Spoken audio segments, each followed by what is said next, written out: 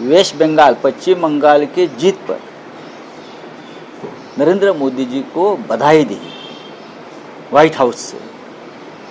एक तो ये खबर झूठी है या व्हाइट हाउस ने गलत जानकारी के ऊपर बधाई दी है।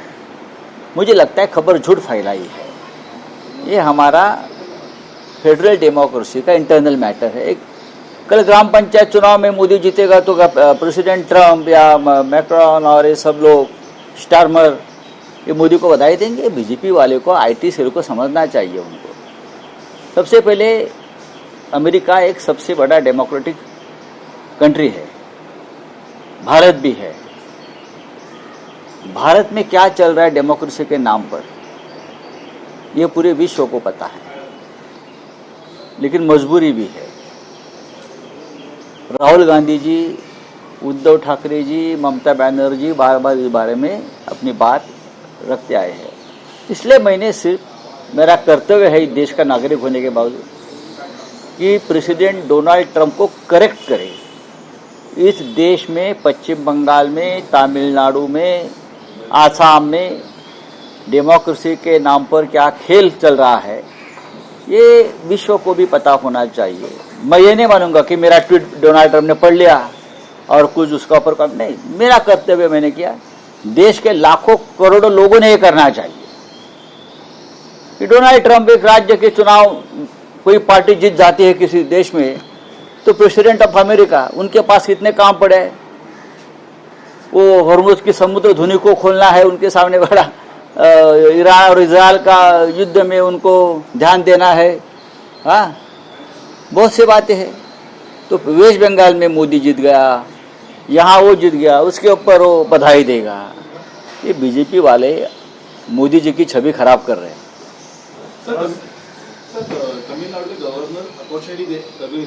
गवर्नर अपॉर्चुनिटी दे रहे, अपॉर्चुनिटी नहीं दे रहे सबसे बड़ी पार्टी को। ये टीवी के है। एक देखो, टीवी के 108 एमएलए उनके चुनकर आए हैं।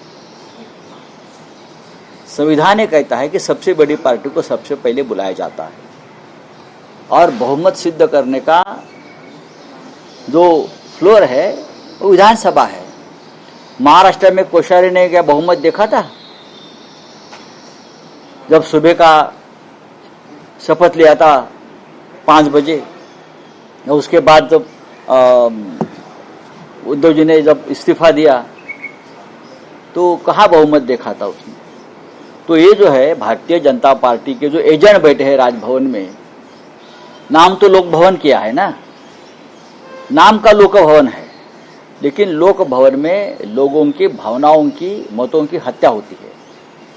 108 वाले पार्टी को सबसे पहले बुलाना चाहिए, ये हमारा संविधान कहता है। लेकिन तो मैंने कहा, कल मैंने एक ट्वीट किया था, कल बीजेपी का वहां एक सदस्य चुनकर आया है, उनको बुलाइए और उनको 5 साल का समय दीजिए बहुमत सिद्ध करने के लिए और 108 लोगों को बहुमत जुटाने के लिए। एक है बीजेपी का तमिलनाडु में एक सदस्य चुनकर आया है, फिर राज्यपाल ने उनको बुलाया, चलो आप आइए और उनको 5 साल का समय दीजिए बहुमत सिद्ध करने के लिए। 5 साल बीजेपी यही कर सकते है, ये कर भी सकती है बीजेपी। चलिए, ममता बनर्जी को भी असेंबली को डिसॉल्व कर दिया गवर्नर ने पश्चिम बंगाल। देखो, अब उसका ऊपर क्या बात करेंगे, ये कॉन्स्टिट्यूशनल प्रोविजन है। अब ममता जी लड़ाई करेंगी, ममता जी के लड़ाई में हम सब लोग शामिल होंगे। उद्धव ठाकरे साहब ने भी उनसे बात की है। पूरे देश में लोकशाही, लोकतंत्र बचाने के लिए जंग जारी रहेगा और हम सब लोग उनमें शामिल होंगे। अखिलेश यादव भी गए थे, सब लोग जाएंगे। लॉ ऑर्डर का सवाल उठा है, किस तरह से? कोई लॉ ऑर्डर का सवाल नहीं है। जब बीजेपी जहां जहां जाती है, सरकार बनाते वहां लॉ एंड ऑर्डर खुद खराब कर देती है। बोला मराठी प्रश्न आहे। पश्चिम बंगालमध्ये घटनेनुसार आता ममता बॅनर्जी यांचं सरकार बरखास्त झालेले आहे। ममता बॅनर्जी ठाम होत्या राजीनामा न देण्यावर, पण आता नव्या मुख्यमंत्र्यांच्या शपथविधीचे आणि नव्या सत्तेचे बंगालला वेध लागलेले आहेत। मोदी, शहा सगळे आता पश्चिम बंगालमध्ये या शपथविधीसाठी उपस्थित आहेत। नाही, मोदी शहा तो उपस्थित राहतील, जगभरातले लोक सुद्धा बोलवतील। कारण मी कालच बघितलं की डोनाल्ड ट्रम्पने म्हणे मोदींचं अभिनंदन केलंय पश्चिम बंगाल जिंकल्याबद्दल।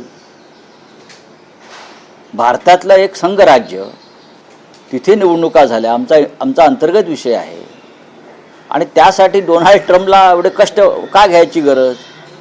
मुळात ती बातमी भारतीय जनता पक्षानं खोटी बातमी पसरवली की डोनाल्ड ट्रम्पने अभिनंदन केलं. कशा करता?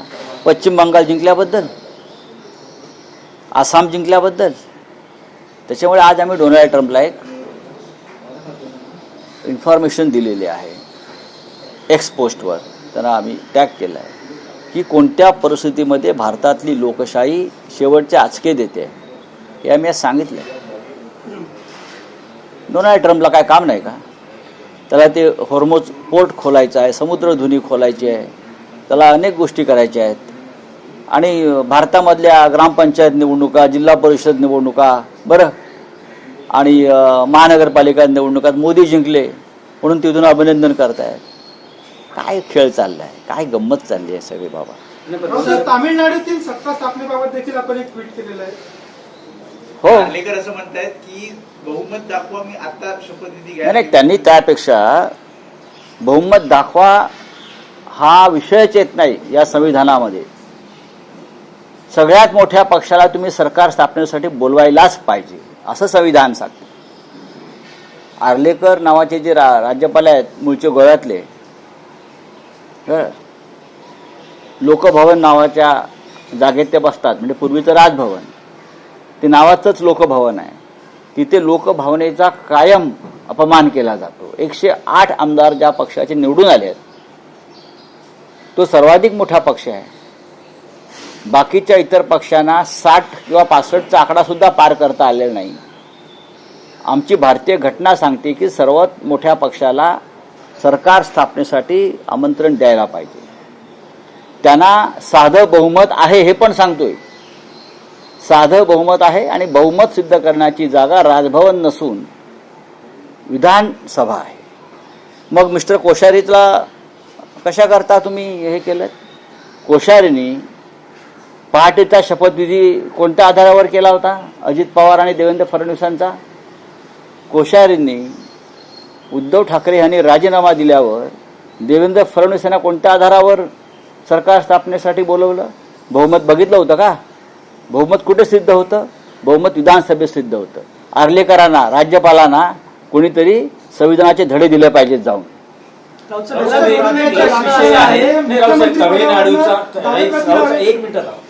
तमिळनाडूचाच विषय आहे. तमिळनाडूतले निकाल हे महाराष्ट्रातल्या प्रादेशिक पक्षांसाठी डोळ्यात अंजन घालणारे आहेत का? कारण टीव्हीके सारखा पक्ष 2 वर्षात 100चा आकडा पार करतो.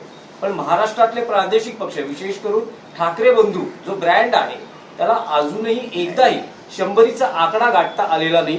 ना स्वबळावर सत्ता स्थापन करण्यासाठी प्रयत्न करता आले. तुम्हाला बाळासाहेब ठाकरेंचं एक वाक्य सांगतो. हिंदू हृदय सम्राट यावर नेहमी बोलायचे, दक्षिणात्यांची जात्यंधता जोपर्यंत आपल्या अंगामध्ये भिनत नाही तोपर्यंत महाराष्ट्रामध्ये काहीही क्रांतिकारक घडणार नाही. काय म्हटले ते? कडवटपणा, जात्यंधता. कडवटपणा नाही बोलले, जात्यंधता. दक्षिणात्यांची जात्यंधता आणि मुसलमानांची धर्मांधता हे त्यांचं खरं वाक्य आहे. जोपर्यंत मराठी माणसाच्या अंगात भिनत नाही तोपर्यंत महाराष्ट्रामध्ये असे निकाल लागणार नाहीत. महाराष्ट्र हा पुरोगामी आहे असं आपण म्हणतो. महाराष्ट्र हा प्रत्येक पाऊल जपून टाकतो. आता TVK नावाचे काही पक्ष आला, काय त्याला आगापिछा आहे का? आगापिछा आहे का? एक कलाकार आहे, पक्ष उभा केला, लोकांनी मतदान केलं, त्याला काय विचार आहे? त्याला काय आकार आहे का? उकार आहे? नाही. MK स्टॅलिन हे उत्तम काम करत होते, उत्तम मुख्यमंत्री होते, तरी लोकांनी त्यांचा पराभव केला आणि TVKला दिलं. ही वाऱ्यावरची वरात असते. पण TVK सुद्धा एक रिजनल पार्टी आहे, ती राष्ट्रीय पार्टी नाहीये. पण भाऊसाहेब, त्यामध्ये प्रतिवाद असा करता येईल की फक्त TVK नाही, आम आदमी पार्टीने दिल्लीत केलं, पंजाबमध्ये केलं. पंजाबमध्ये स्वबळावर सत्ता आणली, दिल्लीमध्ये सुद्धा 2 वेळा त्यांचं सरकार आलं. ते तर जात्यंध नाही, त्यांनी तर विकासाचं मॉडेल आणलं. आपण इतिहास समजून घेतला पाहिजे. मिस्टर दिनेश दुखंडे, जेव्हा जेव्हा आम्ही स्वबळावर हिंदुत्वाच्या मुद्द्यावर लढण्याचा प्रयत्न केला, 1992च्या बाबरी पतनानंतर शिवसेनेची लाट संपूर्ण देशामध्ये होती. आम्ही देशामध्ये जवळजवळ लोकसभेच्या 80 जागा लढण्याचं निश्चित केलं होतं आणि आम्हाला खात्री होती त्यावेळेला महाराष्ट्रासह उत्तर प्रदेश, मध्य प्रदेश, राजस्थानमध्ये आम्हाला जागा तेव्हा आम्ही सहज जिंकू शकलो असतो. एवढे बाळासाहेब ठाकरेंचं वलय निर्माण झालं होतं. पण अटल बिहारी वाजपेयी यांचा फोन आला बाळासाहेबांना. त्यांनी बाळासाहेबांना विनंती केली, तुम्ही जर लढलात हिंदुत्वाच्या मुद्द्यावर, आज तुमचं प्रचंड वलय निर्माण झालं आहे, तर भारतीय जनता पक्ष आणि आपल्यामध्ये हिंदुत्वाची मतं विभागली जातील बाळासाहेब. तेव्हा बाळासाहेबांनी मोठ्या मनानं असं सांगितलं आम्हाला सगळ्यांना की आपण अटलजींचं मान्य केलं पाहिजे की आपल्याला भारतीय जनता पक्षाला हिंदुत्वाच्या मुद्द्यावर त्रास होईल अशी भूमिका आपण घेता कामा नये. तेव्हा आमच्या देशभरामध्ये 25 ते 30 खासदार निवडून आले असते असं वातावरण 92 साली होतं. बाबरी पतनानंतर बाळासाहेब ठाकरे हिंदुहृदय सम्राट म्हणून शिखरावर गेले होते. महाराष्ट्रामध्ये जर आम्ही भारतीय जनता पक्षाबरोबर युती केली नसती हिंदुत्वाच्या मुद्द्यावर, तर महाराष्ट्रामध्ये आम्ही स्वबळावर सत्तेत आलोच असतो. पण भारतीय जनता पक्षाला बाळासाहेब हिंदुत्वाच्या मुद्द्यावरती आपण एकत्र येऊया. जे उद्धव ठाकरे यांचं म्हणणं आहे, तुम्हाला आठवत असेल 25 वर्ष आमची युतीमध्ये कुजली आणि सडली, ते सत्य आहे. आम्ही जर स्वतंत्रपणे तेव्हा गेलो असतो तर आज महाराष्ट्रात दुसरं हिंदुत्व दिसलं नसतं, नकली. राव साहेब, त्या विषयावर फक्त एकच प्रश्न आहे, त्यावर एकच प्रश्न आहे की 1966 साली बाळासाहेबांनी मराठी माणसाच्या न्याय हक्कासाठी शिवसेना नावाची सुरुवातीला बिगर राजकीय मराठी संघटना काढली. तशी महाराष्ट्राला आज एका अराजकीय मराठी संघटनेची गरज आहे असं तुम्हाला वाटतं का? त्याचं उत्तर देण्याचं सध्या ही जागा नाही आहे. पण मराठी माणसाच्या प्रश्नावरची आंदोलनं आणि भूमिका अधिक तीव्र व्हायला पाहिजेत. काल नाशिकमध्ये मी स्वतः एका आंदोलनामध्ये उतरलो. आपल्याला माहीत असेल का उतरलो. नाशिकमध्ये मी स्वतः उठलो विश्रामगृहातून आणि आम्ही चालत कलेक्टर ऑफिसमध्ये घुसलो. आमच्या मागे लोक चालत आली. ही माझी भूमिका का होती, नाशिकमधल्या अमराठी बिल्डरांसाठी 5 गावातल्या मराठी शेतकऱ्यांच्या जमिनी जबरदस्तीनं ताब्यात घेण्याचा प्रकार काल सुरू झाला. काही दिवसापासून IAS अधिकारी पवन दत्ता जो असिस्टंट कलेक्टर आहे, तो हातामध्ये दांडा घेऊन त्या घराघरात घुसून म्हाताऱ्या बायांना, महिलांना बेदम मारत होता, जखमी झाले. ही आमची जी तळमळ आहे ही मराठी माणसांवरती अशा प्रकारे अन्याय होऊ नये यासाठीच आहे. आणि ही तळमळ बाळासाहेब ठाकरेंच्या विचारातून आलेली आहे ना. दुसरी संघटना करून हेच करणार आहे ना. आम्ही ते करतोय ना गेले 60 वर्ष. दुसरं कोणी गेलं का काल कलेक्टर ऑफिसमध्ये? दुसरं कोणी काल घुसलं का, आवाज उठवला का? शिवसेना म्हणून मी गेलो.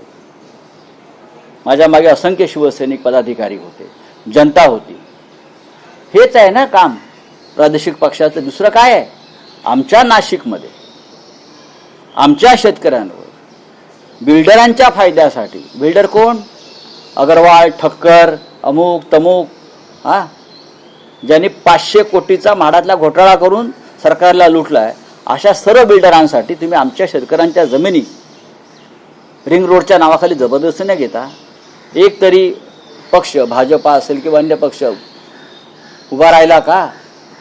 मग आम्ही का उभे राहिलो? आमचा प्रादेशिक अस्मितेचा पक्ष म्हणून आम्ही उभे राहिलो. हे समजून घेतलं पाहिजे. तुम्ही बोला.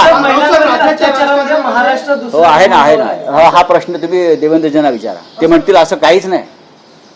आम्ही जगात पहिला क्रमांकाचा महाराष्ट्र आहे. महिला फार सुखी आहेत सांगतील ते. राज्याच्या राजकारणामध्ये मुख्यमंत्री पदावर दावे प्रतिदावे होत आहेत. जयंत पवार म्हणतात की 2029ला सुनेत्रा पवारांनी मुख्यमंत्री व्हावं. माझ्या जय पवार यांना शुभेच्छा आहेत. त्यांनी त्यांच्या आईला मुख्यमंत्री करावं. आमच्या शुभेच्छा आहेत. धन्यवाद.